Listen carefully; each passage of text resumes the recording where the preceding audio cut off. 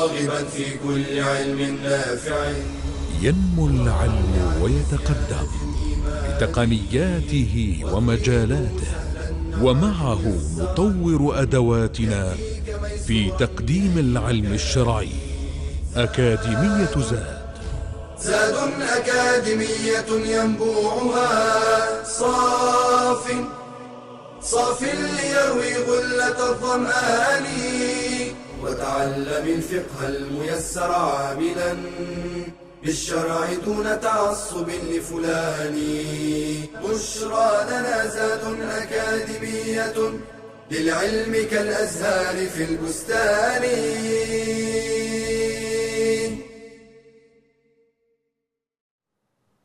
بسم الله الرحمن الرحيم. الحمد لله والصلاة والسلام على رسول الله وعلى آله وصحبه ومن اهتدى بهداه. The natural inclination, or what is known as FITRAH, is divided into two types. Something that deals with aqeedah, which each and every human being is born with, and that is to believe in the oneness of Allah Azza wa Jal. And the other one is a practical one, which is something that we are told to do. And these things were combined in the hadith of Aisha, may Allah be pleased with her, and the hadith of Anas, may Allah be pleased with him, as we will come and see bi'idhnillahi azza wa jal. And these items, these characteristics, these inclinations are natural in the sense that no normal human being would reject them, rather would adopt them and want to do them. And they're related to cleanliness and purity. The first one is using the miswak. The siwak or the miswak is that twig which so many Muslims use to clean their teeth. And this is highly recommended, as the hadith of the Prophet ﷺ used to use it most of the times. The Prophet said ﷺ in a hadith, the siwak is cleaning to the mouth, or it's a form of cleansing of the mouth, and it pleases the Lord Azza wa Jal. And also the Prophet ﷺ said, had I not fear burdening my ummah, I would have ordered them to use the siwak for every prayer. Meaning before praying, the Prophet would have ordered them to do this, alayhi salatu wassalam. And this beautiful sunnah is highly recommended when a person performs wudu, when he wakes up from sleep, when there is sort of a mouth odor, when he wants to recite the Quran, when he wants to pray, also while entering the masjid or entering his home to meet his family. These are recommended situations where people are recommended to use the siwak. Some folks would consider it to be inappropriate to use it when addressing elders or dignitaries or in a circle of knowledge.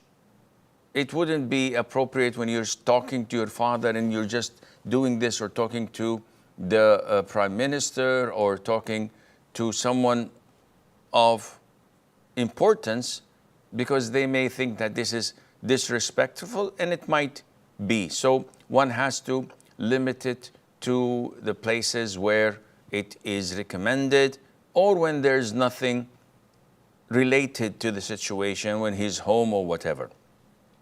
The second characteristic of the natural inclination is shaving the pubic hair.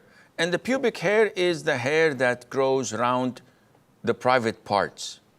And that is meant of the front private part, because this is what is known as the pubic hair. What about the hair that grows at the back passage? This is recommended to remove if there is no hardship, but it is not mandatory, as in the case of shaving the pubic hair. And one can remove it with other means if he's reluctant to use a razor. However, the sunnah is to shave it. But if someone wants to use hair removal creams, if someone wants to wax it, there's no problem in that. Trimming it with a machine is not permissible. It doesn't serve the job, because shaving it means to totally remove it. Trimming it with a trimmer, hair trimmer, doesn't do the job sufficiently. Now, the hadith that obligates it, unlike the miswak is a recommendation. But there are some of these characteristics that are mandatory. And these are combined in the hadith of Anas, may Allah be pleased with him. Anas says, the Prophet ﷺ timed for us, or a time limit has been set for us to, and he listed the things that considered to be mandatory: trimming the mustache, clipping the nails, plucking the armpit hair, and shaving the pubic hair. The Prophet ﷺ timed all of this, that should not be left for more than 40 days. So this is the sunnah of the Prophet ﷺ that is mandatory. Unlike the siwak, it is recommended. If you don't do it, there's no problem in that. Why would we say mandatory? Because Anas said the time period was given to us. So this is something that the Prophet told them not to exceed that time limit. However, if these things, such as the mustache hair, and this is the third characteristics with us, the sunnah is to cut it short as much as possible, not to shave it, rather to trim it really, really good. And the reason is that it would not exceed the upper lip. You know, in the old days, and sometimes nowadays, we may share the same cup. So if someone had big mustache and the hair is growing, and you drink, a lot of impurities may fall in the cup, or it would be attached to a person's mustache, and this is unhygienic and not clean and not appropriate. But this is our way of thinking. As for the legitimacy of this action, we don't give it a reason. Rather, we say that this is the order of the Prophet ﷺ to trim it to the best of our ability, so that it would not exceed the upper lip, but not to shave it all together. Number 4, growing the beard. I don't have to put fertilizers to make my beard bigger, or use some medication. No, Islam just tells me to leave it as it is. Abu Hurairah, may Allah be pleased with him, stated that the Prophet actually this hadith, which is agreed upon, does not refer to growing the beard, so we will skip that. Rather, we would go to the following hadith of Mother Aisha, which we mentioned earlier. Mother Aisha says, 10 things are part of the FITRAH. And these things are trimming. She says, cutting the mustache, or trimming the mustache, letting go of your beard, using the siwak, rinsing the nose, that is pulling the water up your nostrils, then clipping your nails, washing your knuckles, and plucking the armpit hair, shaving the pubic hair, and washing oneself with water, referring to istinja, which we talked about in the previous sessions. These are 9. And the 10th, one of the narrators of the hadith said, I forgot the 10th unless it is rinsing the mouth with water, which is al-madmada, that is done in wudu. So these are the 10 characteristics of the natural inclination or fitrah that was mentioned in the hadith of Mother Aisha. Some are mandatory, as we've mentioned before, some are from the sunnah. Number 5 is clipping the nails, and this is logical and it's natural. When you see someone with long nails, that probably there are germs and dirt underneath. Even if they clean it, it still doesn't look natural at all, and it's not good.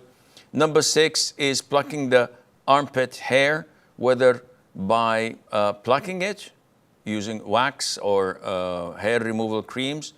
And if one is finding it difficult, one can shave it as well, as Imam Shafi'i says, so that no filth or dirt is combined or gathered there, and this prevents the awful and abusive odor from existing. Number 7, washing the knuckles, where also the areas of the body that may contain dirt and needs to be thoroughly washed. Number 8, circumcision. And circumcision is a natural operation that is done for newborns. It is mandatory to circumcise male children, male boys. Boys are usually male, and unfortunately, except in nowadays where this weird inclination of not knowing what you are. So this is part of the sunnah. It is mandatory to circumcise baby boys, and it's a difference of opinion to female circumcisions, and the most authentic that it is recommended but not mandatory. And the vast majority of women nowadays don't do it, alhamdulillah azza wa jal. And if one doesn't do it, there is nothing wrong in that.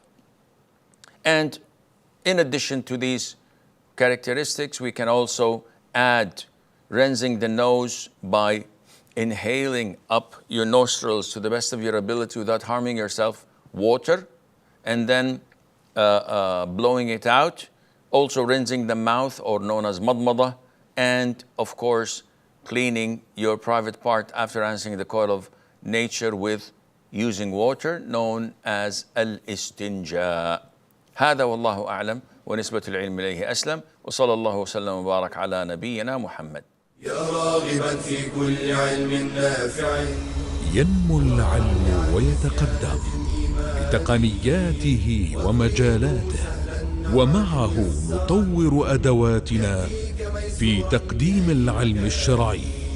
أكاديمية زاد. زاد أكاديمية ينبوعها صاف ليروي غلة الظمآن، وتعلم الفقه الميسر عاملا بالشرع دون تعصب لفلان.